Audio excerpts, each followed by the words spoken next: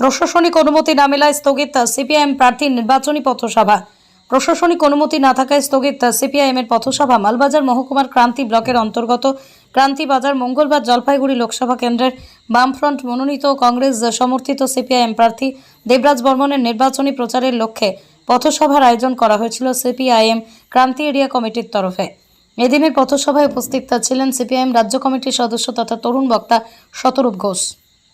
তবে সবার অনুমতি না পাওয়া গেলেও রাজ্যের সাধারণ মানুষ তৃণমূল ও বিজেপি উভয় সরকারের কার্যকলাপ সম্পর্কে সম্পূর্ণ ওয়াকিবহাল বলে মত সিপিএম নেতাকর্মীদের। এদিনের অনুষ্ঠানে কর্মী সভায় বাম কংগ্রেস উভয় দলেরই স্থানীয় নেতৃত্ব ও সমর্থকেরা উপস্থিত বলছি উত্তরবঙ্গে ক্রান্তিতেই প্রথম আসলেন আপনি, সামনেই লোকসভা নির্বাচন 19 তারিখে, তা আপনার দলের প্রার্থীর জয়ের ব্যাপারে কি বলবেন? এটা তো মানুষ সিদ্ধান্ত নেবেন। আমরা মানুষের কাছে আবেদন করছি যে আপনারা দেবরাজকে জেতান। অত্যন্ত ভালো ছেলে। ও অত্যন্ত খারাপ সময়ে, মানে খারাপ সময় বলতে আমি বলছি, একটা সময় অনেকে ভাবতেন বোধহয় সিপিএম রাজ্যে ক্ষমতায় আছে বলে লোকে সিপিএম করছে, যেদিন সিপিএম ক্ষমতায় থাকবে না সেদিন আর কেউ সিপিএম করবে না।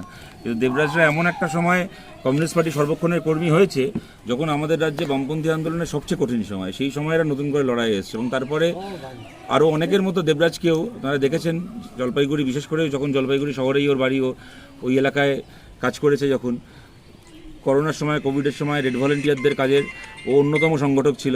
তাছাড়াও বিভিন্ন ক্ষেত্রে দেখুন গত 10 বছর ধরে রাজ্যের মানুষ দেখছেন, এই সরকারকেও দেখছে, দেশের সরকারকেও দেখছে।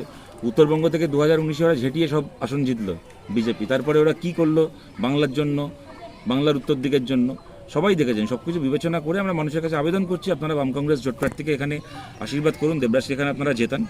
ও আর যাই হোক না কেন, ও তৃণমূলের লোকেদের মতো চুরি করবে না, আর বিজেপির লোকেদের মতো কারখানা করার নাম করে এসে ধর্মের নামে দাঙ্গা করবে না।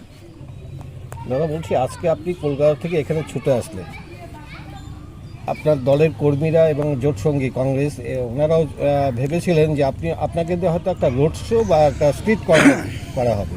আপনি এত দূর থেকে এসে শুনলাম এখানে নাকি অনুমতি পাওয়া ওরা দেয়নি। এখন না দেওয়ার ক্ষেত্রে আপনারা জানেন এখানে নানা রকম ছলচাতুরি কাজ করে। ইলেকশন কমিশনকে দেখতে হবে, যেখানে রাজ্যের পুলিশের কাছে যখন চাওয়া হচ্ছে অনুমতি, মানে ইলেকশন কমিশনের পোর্টালেই অনুমতি চাওয়া হয়, কিন্তু আপনারা জানেন তারপর লোকাল থানার একটা ক্লিয়ারেন্স লাগে, তার ভিত্তিতেও ইলেকশন কমিশন অনুমতি দেয়। এবং ইলেকশন কমিশনের সত্যি কথা বলতে পোর্টালও হ্যান্ডেল করছে এখানে যারা, তারাও ওই রাজ্যেরই সরকারের বিভিন্ন স্তরের কর্মচারী।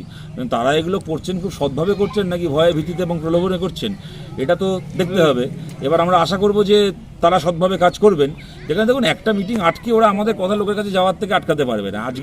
আজকে মিডিয়া আছে, সোশ্যাল মিডিয়া আছে, আপনারা সবাই আছেন। আমাদের যে বক্তব্য মানুষের কাছে পৌঁছানো, সে বক্তব্য মানুষের কাছে এমনিই পৌঁছবে।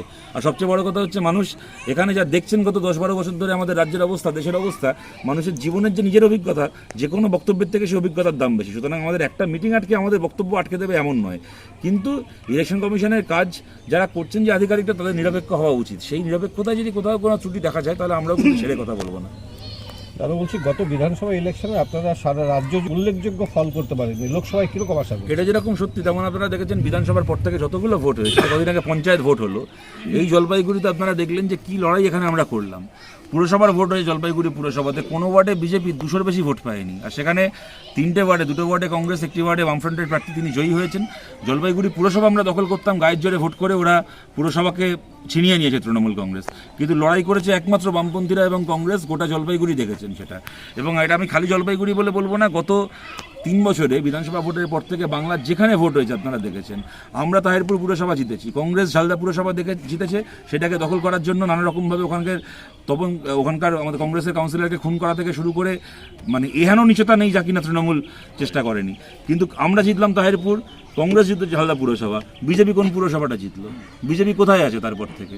2021-এই বিজেপির যা দৌড় পশ্চিমবাংলার মানুষ বুঝে নিয়েছেন।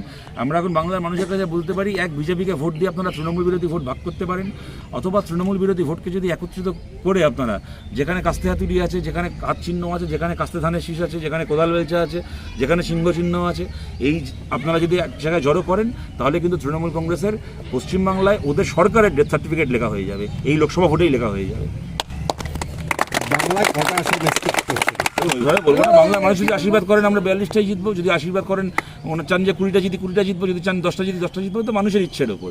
দেখুন আমরা এইটুকু বলতে পারি, আমরা মোদি বা মমতার মতো বলবো না বাংলা থেকে আমরা 42-42 আসন জিতবো, কেন এটা আমরা জানি যে 42-42 আসন কোনো দলই জিতবে না, আমরাও জিতবো না, ওরাও জিতবে না, ওগুলো হাততালি পাওয়ার জন্য কেউ বলতে পারে। কিন্তু আমরা যে কটা আসন জিতবো এইটুকু বলতে পারি, যারা আমাদের জিতে যাবেন তাদের কাউকে আপনারা ভবিষ্যতে দাঙ্গা করতে দেখবেন না, আর তৃণমূলের মতো হাত পেতে ঘুষ খেতে দেখবেন না।